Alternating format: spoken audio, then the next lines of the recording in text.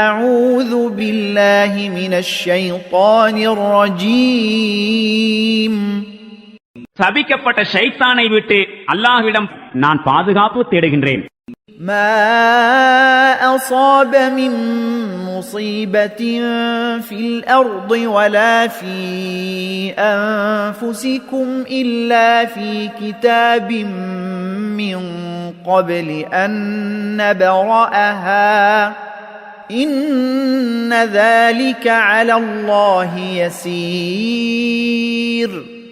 பூமியில் ஏற்படுகின்ற அல்லது உங்களின் மீது இறங்குகின்ற எந்த துன்பமானாலும் அதனை நாம் உருவாக்குவதற்கு முன்பு அதை குறித்து ஒரு சுவடியில், அதாவது விதியேட்டில் எழுதி வைக்காமல் இல்லை. அப்படி செய்வது அல்லாஹ்விற்கு மிக எளிதானதாகும்.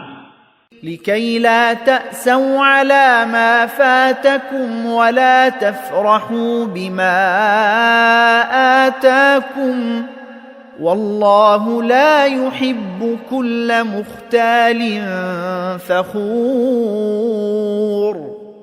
இவை அனைத்தும் எதற்காகவெனில் உங்களுக்கு எந்த நஷ்டம் ஏற்பட்டாலும் நீங்கள் மனம் துவண்டுவிடக் கூடாது.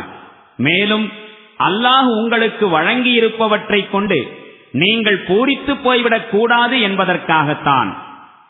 தம்மையே பெரிதாக நினைத்துக் கொள்கின்ற, பெருமை பேசித் திரிகின்ற யாரையும் அல்லாஹ் நேசிப்பதில்லை.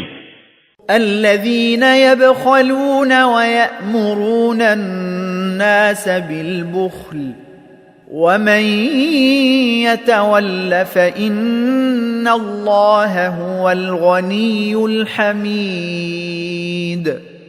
இவர்களோ தாமும் கஞ்சத்தனம் செய்கின்றார்கள், பிறரையும் கஞ்சத்தனம் செய்திட தூண்டுகின்றார்கள். இனி எவரேனும் புறக்கணித்தால் சின்னமாக அல்லாஹ் தேவைகள் அற்றவனாகவும் மாபெரும் புகழுக்குரிய தன்மைகள் கொண்டவனாகவும் இருக்கின்றான்.